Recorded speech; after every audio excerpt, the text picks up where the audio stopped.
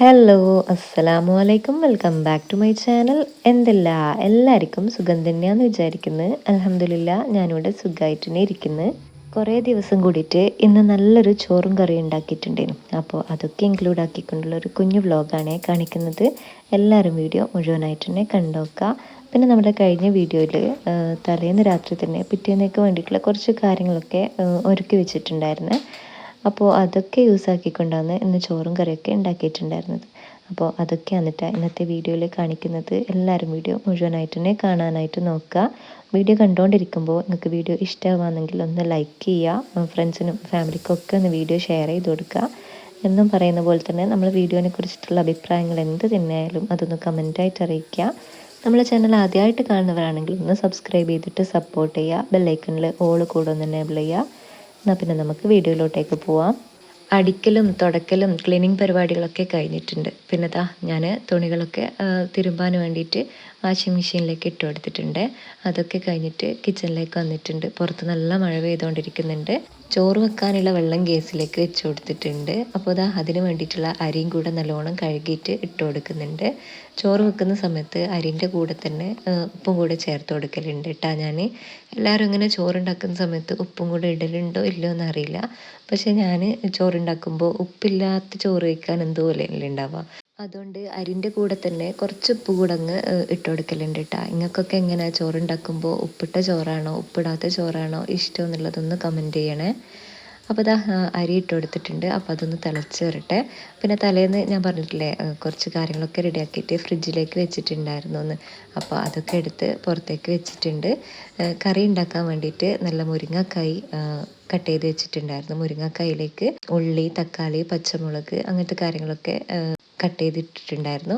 അപ്പോൾ അതിലേക്ക് കുറച്ച് ഉപ്പും കുറച്ച് മഞ്ഞൾ പൊടിയും കുറച്ച് വെള്ളം കൂടെ ചേർത്ത് കുക്ക് ചെയ്യാൻ വേണ്ടിയിട്ട് ഗ്യാസിലേക്ക് വെച്ച് കൊടുക്കുന്നുണ്ട്. ഒറ്റൊരു വിസിൽ കേൾക്കുന്നത് വരെ നമ്മൾ മുരിങ്ങക്കായ ഒന്ന് കുക്കായി വരട്ടെ. അപ്പോഴേക്ക് അതെടുത്ത് വെച്ചിട്ടുള്ള പാത്രമില്ലേ അത് ആ ഒരു സമയത്ത് തന്നെ കഴുകി വെക്കുന്നുണ്ട്. അല്ലാന്നുണ്ടെങ്കിൽ നമ്മൾ ചോറും കറിയെല്ലാം ഉണ്ടാക്കിയിട്ട് ലാസ്റ്റ് കഴുകാന്നുണ്ടെങ്കിൽ ഒരുപാട് പാത്രങ്ങൾ ഉണ്ടാവുമല്ലോ. അപ്പോൾ അങ്ങനെ ഇല്ലാതിരിക്കാൻ വേണ്ടിയിട്ട് ഞാൻ അന്നേരം ഉള്ള പാത്രങ്ങൾ വേഗം തന്നെ കഴുകി വെക്കലുണ്ട്. പിന്നെ കറിക്ക് വേണ്ടിയിട്ടുള്ള കുറച്ച് തേങ്ങ അതും ഇന്നലെ റെഡിയാക്കി വെച്ചിട്ടുണ്ടായിരുന്നേ. അപ്പോൾ കുറച്ച് തേങ്ങ മിക്സിയുടെ ജാറിലേക്ക് ഇട്ട് കൊടുക്കുന്നുണ്ട്. അതിലേക്ക് കുറച്ച് മഞ്ഞൾപ്പൊടിയും ആവശ്യത്തിനുള്ള വെള്ളവും കൂടെ ചേർത്ത് അരയാനും വേണ്ടിയിട്ട് വെച്ച് കൊടുക്കുന്നുണ്ട്. അപ്പോൾ അതൊന്ന് അരഞ്ഞു വരട്ടെ. അപ്പോഴേക്ക് വറവിനാവശ്യമായിട്ടുള്ള കോവക്കയില്ലേ അതൊക്കെ കട്ട് ചെയ്തിട്ട് അതും ഒരു ബോക്സിലാക്കി വെച്ചിട്ടുണ്ടായിരുന്നു. കോവക്ക, ഉള്ളി, പച്ചമുളക്, കറിവേപ്പില, പിന്നെ അതിനാവശ്യമായിട്ടുള്ള തേങ്ങയും കൂടെ മിക്സാക്കിയിട്ട് അതൊരു ബോക്സിലാക്കി വെച്ചിട്ടുണ്ടായിരുന്നേ. നമ്മളെ മുരിങ്ങക്കായില്ലേ അത് ഒരു വിസിൽ കേൾക്കുമ്പോഴത്തേക്ക് അതൊന്ന് ഗ്യാസിൽ നിന്ന് മാറ്റി കൊടുത്തിട്ടുണ്ടായിരുന്നു. പിന്നെ ആ ഒരു ഗ്യാസിലേക്ക് തന്നെ നമ്മൾ വറുക്കാൻ വേണ്ടിയിട്ടുള്ള ചട്ടി വെച്ച് കൊടുത്തിട്ടുണ്ട്. ചൂടായി വരുന്ന സമയത്ത് അതിലേക്ക് വെളിച്ചെണ്ണ ഒഴിച്ച് കൊടുക്കുക. പിന്നെ അതിലേക്ക് കുറച്ച് കടുകില്ലേ അതൊന്ന് പൊട്ടിച്ചെടുക്കുന്നുണ്ട്. പിന്നെ നമ്മൾ റെഡിയാക്കി വെച്ചിട്ടുള്ള കോവക്കയിലേക്ക് ആവശ്യത്തിനുള്ള ഉപ്പും കുറച്ച് മഞ്ഞൾ പൊടിയും കൂടി ചേർത്ത് നന്നായിട്ടൊന്ന് മിക്സ് ചെയ്തെടുക്കുന്നുണ്ട്. ഇതിൽ ഞാൻ വെള്ളമൊന്നും ഒഴിക്കലില്ല കേട്ടോ. അങ്ങനെ തന്നെ അപ്പാട് വറുത്തെടുക്കുകയാണ് ചെയ്യാറുള്ളത്. ഇനിയിപ്പോൾ ഇതൊന്ന് വെന്ത് വരട്ടെ. മീഡിയം ടു ലോ ഫ്ലെയിമിലിട്ടിട്ട് അടച്ചിട്ടൊന്ന് കുക്ക് ചെയ്യുക. പിന്നെ ഇല്ലേ ഞാൻ ഇതൊക്കെ റെഡിയാക്കുന്ന ഒരു വീഡിയോ ഇല്ലേ ഞാൻ പറഞ്ഞിട്ടില്ലേ കഴിഞ്ഞ വീഡിയോ ഒന്ന് അത് എല്ലാവരും കാണാത്തവരുണ്ടെങ്കിൽ എന്തായാലും ഒന്ന് കയറി കണ്ടോക്കണേ. അപ്പോൾ അതിൻ്റെ കണ്ടിന്യൂ ആയിട്ടാണ് ഈ ഒരു വീഡിയോ എടുത്തിട്ടുള്ളത്. അപ്പോൾ കാണാത്തവരെന്തായാലും ഒന്ന് കയറി കണ്ടോക്കാം. അപ്പോൾ ഒരു 3-4 മിനിറ്റ് കൊണ്ട് തന്നെ നമ്മുടെ കോവക്ക നല്ലോണം വെന്ത് കിട്ടിയിട്ടുണ്ട്. ഏകദേശം നമ്മൾ ചോറും വേവാനായിട്ടുണ്ട്. അപ്പോൾ അത് നല്ലോണം കുക്കായി സെറ്റായി കിട്ടിയിട്ടുണ്ട്. അതൊന്ന് അടച്ച് വെക്കാം. ഇനി അതൊന്ന് അപ്പുറത്തേക്ക് മാറ്റി കൊടുക്കുന്നുണ്ട്. കുറച്ച് മീൻ പൊരിക്കാനുണ്ടേനു. അപ്പോൾ അതിന് വേണ്ടിയിട്ടുള്ള പാന് ഗ്യാസിലേക്ക് വെച്ച് കൊടുക്കുന്നുണ്ട്. ചൂടായി വരുന്ന സമയത്ത് അതിലേക്ക് വെളിച്ചെണ്ണ ഒഴിച്ച് കൊടുക്കുക. ഇതിലേക്ക് 2 അല്ലി വെളുത്തുള്ളി ചതച്ചിട്ടിട്ട് കൊടുക്കുന്നുണ്ട്. നല്ലൊരു ഫ്ലേവർ ആയിരിക്കും കേട്ടോ. മീൻ പൊരിക്കുന്ന സമയത്ത് വെളുത്തുള്ളി ചേർത്ത് കൊടുത്തു കഴിഞ്ഞാൽ ഉണ്ടാവുക.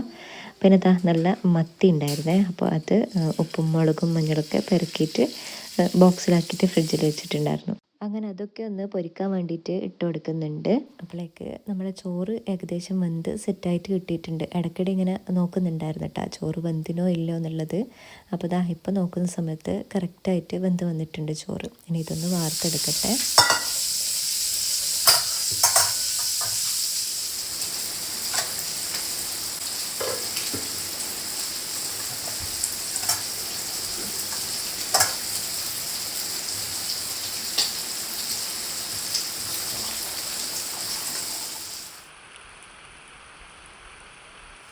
അങ്ങനെ ചോറൊക്കെ വാർക്കുമ്പോഴേക്ക് നമ്മൾ മീനൊക്കെ പൊരിഞ്ഞ് സെറ്റായിട്ട് കിട്ടിയിട്ടുണ്ട്. ഇനി നേരത്തെ റെഡിയാക്കി വെച്ചിട്ടുള്ള മുരിങ്ങക്കായൻ്റെ കറിയില്ലേ, അതിൻ്റെ ബാക്കി കുറച്ച് പണി ഉണ്ടായിരുന്നു കേട്ടോ. അപ്പോൾ അതിൻ്റെ വിസിലൊക്കെ പോയി പ്രഷറൊക്കെ പോയിട്ട് കിട്ടിയിട്ടുണ്ട്. ഇനിയിപ്പോൾ ഇതാ ഒരു ചട്ടി ഗ്യാസിലേക്ക് വെച്ച് കൊടുത്തിട്ടുണ്ട്. ചൂടായി വരുന്ന സമയത്ത് വെളിച്ചെണ്ണ, അതിലേക്ക് കടുക് ഒന്ന് പൊട്ടിച്ചെടുക്കുന്നുണ്ട്. പിന്നെ അതിലേക്ക് വറ്റൽ മുളക് കൂടെ ചേർത്ത് കൊടുക്കുന്നുണ്ട്. പിന്നെ അതിലേക്ക് കുറച്ച് കറിവേപ്പില ഇട്ട് കൊടുക്കുന്നുണ്ട്. നന്നായിട്ടൊന്ന് ഇളക്കി കൊടുക്കുക. അതിലേക്ക് നമ്മൾ വേവിച്ച് വെച്ചിട്ടുള്ള മുരിങ്ങക്കായില്ലേ, അതിട്ട് കൊടുക്കുന്നുണ്ട്. എന്നിട്ട് എല്ലാം കൂടെ നന്നായിട്ടൊന്ന് ഇളക്കി കൊടുക്കുന്നുണ്ട്. അപ്പോഴേക്ക് അരയാൻ വെച്ചിട്ടുള്ള തേങ്ങയില്ലേ, അത് നല്ലോണം അരിഞ്ഞു വന്നിട്ടുണ്ട്. ഇനിയിപ്പോൾ ദാ ഈ ഒരു മുരിങ്ങയിലേക്ക് നമ്മൾ അരച്ചിട്ടുള്ള തേങ്ങ ഒഴിച്ചു കൊടുക്കുന്നുണ്ട്. അതിൽ മിക്സിയുടെ ജാറിലേക്ക് കുറച്ചും കൂടെ വെള്ളം കൂടെ ചേർത്ത് അതും കൂടെ ഒഴിച്ചു കൊടുക്കുന്നുണ്ട് കേട്ടോ. പിന്നെ ഉപ്പ് പോരാൻ തോന്നിയപ്പോൾ കുറച്ചും കൂടെ ഉപ്പും കൂടെ ചേർത്ത് കൊടുക്കുന്നുണ്ട്. അപ്പോൾ ദാ നല്ല അടിപൊളി ടേസ്റ്റി ആയിട്ടുള്ള മുരിങ്ങക്കറി റെഡിയാക്കി എടുത്തിട്ടുണ്ട്. ഇനി ഇതിൻ്റെ എല്ലാം കൂടെ നല്ലൊരു അടിപൊളി തക്കാളി ചട്നി കൂടെ റെഡിയാക്കി എടുക്കുന്നുണ്ട്. അപ്പോൾ ദാ അതിന് വേണ്ടിയിട്ട് 3 വലിയ തക്കാളി നീളത്തിൽ കട്ട് ചെയ്തെടുത്തിട്ടുണ്ട്. പിന്നെ 4-5 അല്ലി വെളുത്തുള്ളി തൊലി കളഞ്ഞ് ചെറുതായിട്ട് അതും കൂടെ കട്ടാക്കി എടുത്തിട്ടുണ്ട് കേട്ടോ. പിന്നെ ഒരു പാന് ഗ്യാസിലേക്ക് വെച്ച് കൊടുക്കുക. അതിലേക്ക് നമ്മൾ ക്രഷ്ഡ് ചില്ലിയില്ലേ, വറ്റൽമുളക്, ചതച്ച വറ്റൽമുളക് ഇട്ട് കൊടുക്കുന്നുണ്ട്. ഇനി ഇതല്ല നിങ്ങളെടുത്ത് മുഴുവനായിട്ടുള്ള വറ്റൽ മുളകാണ് ഉള്ളതെങ്കിൽ അത് നന്നായിട്ടൊന്ന് വറുത്തിട്ട് മിക്സിയുടെ ജാറിലിട്ട് ഒന്ന് പൊടിച്ചെടുത്താൽ മതിയാവേ.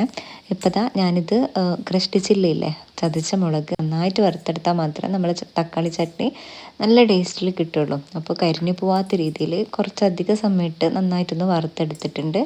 അത് ഒരു പാത്രത്തിലേക്ക് മാറ്റി കൊടുക്കുന്നുണ്ട്. എന്നിട്ട് ആ ഒരു പാനില്ലേ, അതിലേക്ക് കുറച്ചധികം വെളിച്ചെണ്ണ ഒഴിച്ച് കൊടുക്കുക. പിന്നെ കട്ട് ചെയ്ത് വെച്ചിട്ടുള്ള തക്കാളിയും പിന്നെ ആവശ്യത്തിനുള്ള ഉപ്പും പിന്നെ വെളുത്തുള്ളി ഇല്ലേ, അത് കട്ട് ചെയ്തതും കൂടെ ഇട്ട് കൊടുത്ത് നന്നായിട്ടൊന്ന് ഇളക്കി കൊടുക്കുന്നുണ്ട്. ഇനി ഇത് അടച്ച് വെച്ച് മീഡിയം ടു ലോ ഫ്ലെയിമിലിട്ടിട്ട് ഒരു 4-5 മിനിറ്റ് കുക്ക് ചെയ്തെടുക്കുക. തക്കാളി നന്നായിട്ട് വെന്തുടയണം കേട്ടോ. അപ്പോഴാണ് നമ്മൾ തക്കാളി ചട്നി ആ ഒരു കറക്റ്റ് ടേസ്റ്റ് കിട്ടുള്ളൂ. പിന്നെ നമ്മൾ നേരത്തെ ചതച്ച് വെച്ചിട്ടുള്ള മുളകില്ലേ, വറുത്ത് വെച്ചിട്ടുള്ള മുളക് അതും കൂടെ ചേർത്ത് നന്നായിട്ട് കൈവിടാതെ ഒന്ന് ഇളക്കി കൊടുക്കുന്നുണ്ട്. ഞാനില്ലേ ഇങ്ങനെ കറക്റ്റായിട്ട് ഡീറ്റെയിൽ ആയിട്ട് പറയുന്നത് നിങ്ങൾക്ക് കറക്റ്റായിട്ട് മനസ്സിലായിക്കോട്ടെ എന്ന് വിചാരിച്ചിട്ടാണ്. മഴക്കാലമായതുകൊണ്ട് തന്നെ ഇനി വിചാരിച്ച പോലെ മീനൊക്കെ കിട്ടിയെന്ന് വരില്ല. അപ്പോൾ ഈ ഒരു തക്കാളി ചട്നി മാത്രം മതിയാവട്ടെ നമ്മൾ ചോറുണ്ടാക്കിയിട്ട് കഴിക്കാനും വേണ്ടിയിട്ട്. അപ്പോൾ അതാ കുറച്ച് സമയം നന്നായിട്ട് ഇളക്കിയതിന് ശേഷം ഈ ഒരു പരുവത്തിലായിട്ട് കിട്ടും കേട്ടോ. എണ്ണയൊക്കെ തെളിഞ്ഞ് അധികം ഇൻഗ്രീഡിയൻസ് ഒന്നും ഇല്ലാതെ ഈസി ആയിട്ട് ഉണ്ടാക്കാൻ പറ്റുന്നതാണ് കേട്ടോ നമ്മുടെ ഈ ഒരു തക്കാളി ചട്നി. അപ്പോൾ അതാ നല്ല അടിപൊളിയായിട്ട് വന്നിട്ടുണ്ട്. നിങ്ങളെല്ലാവരും ഒന്ന് ഉണ്ടാക്കി നോക്കുക, അഭിപ്രായം എല്ലാം പറയാം. അങ്ങനെ ദാ നിസ്കാരമൊക്കെ കഴിഞ്ഞിട്ടാണ് ഞാൻ പിന്നെ ചോറ് തിന്നാൻ വേണ്ടിയിട്ട് കിച്ചണിലേക്ക് വന്നിട്ടുണ്ടായിരുന്നത്. ഇനിയിപ്പോൾ എന്താ നമ്മൾ ഉണ്ടാക്കിയിട്ടുള്ള മുരിങ്ങക്കറിയും അതേപോലെ തന്നെ മത്തി പൊരിച്ചതും കോവക്ക വറവും തക്കാളി ചട്നിയും പിന്നെ ഒരു മാങ്ങച്ചാറൊക്കെ കൂട്ടിയിട്ട് ചോറ് തിന്നലാന്ന്. ചോറ് തിന്നിട്ട് ഒന്ന് പുറത്ത് പോകാനുണ്ട്. വേറെ എവിടെയല്ല, മോളെ പല്ലിൻ്റെ ക്ലിപ്പിൻ്റെ ഡോക്ടറെ അടുത്തേക്ക് പോകേണ്ട ദിവസം കൂടിയായിരുന്നു കേട്ടോ ഇന്ന്. അത് ഞാൻ കഴിഞ്ഞ വീഡിയോയിൽ പറഞ്ഞിട്ടുണ്ടായിരുന്നു. അപ്പോൾ ദാ ചോറ് തിന്നലൊക്കെ കഴിഞ്ഞിട്ട് അങ്ങോട്ടേക്ക് പോകല. അപ്പോൾ ഇന്നത്തെ വീഡിയോയിൽ ഇത്രയൊക്കെ ഉള്ളൂ. എല്ലാവർക്കും വീഡിയോ ഇഷ്ടമായിട്ടുണ്ടാവുമെന്ന് വിചാരിക്കുന്നു. നമ്മൾ തക്കാളി ചട്നിയൊക്കെ ഒന്ന് ട്രൈ ആക്കി നോക്കുക. നമ്മൾ വീഡിയോനെ കുറിച്ചിട്ടുള്ള അഭിപ്രായങ്ങളൊക്കെ ഒന്ന് കമൻ്റായിട്ട് അറിയിക്കുക. പിന്നെ ലൈക്ക് ചെയ്യാൻ മറന്നവർ പ്ലീസ് ഒന്ന് ലൈക്ക് ചെയ്യുക. ഫ്രണ്ട്സിനും ഫാമിലിക്കൊക്കെ ഒന്ന് വീഡിയോ ഷെയർ ചെയ്ത് കൊടുക്കുക. നമ്മുടെ ചാനൽ ആദ്യമായിട്ട് കാണുന്നവരൊക്കെ ഒന്ന് സബ്സ്ക്രൈബ് ചെയ്തിട്ട് സപ്പോർട്ട് ചെയ്യുക. അപ്പോൾ ഇൻഷാ അള്ളാ അടുത്ത നല്ലൊരു വീഡിയോ ആയിട്ട് വരുന്നത് വരേക്കും അസ്സലാമു അലൈക്കും, ബൈ.